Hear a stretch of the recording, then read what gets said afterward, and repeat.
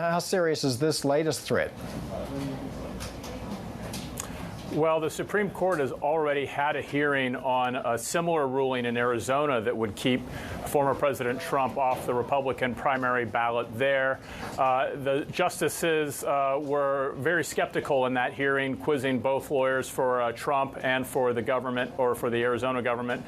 And the expectation is that any Supreme Court ruling in that case will carry over to all other states. So it is interesting that you have a third state now doing this, but the ultimate decision is already in the hands of the Supreme Court, and that decision could come out within a matter of weeks.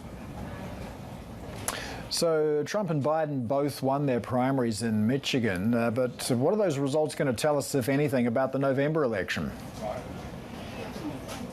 Well, you're right. There's no surprise that those two candidates took it. One big question, though, will be whether the let's say it's about 28 to 30% of Republicans in Michigan who voted for Nikki Haley, whether they will turn around in a November election and vote for Donald Trump, whether they will stay home, or whether they would consider voting for Joe Biden.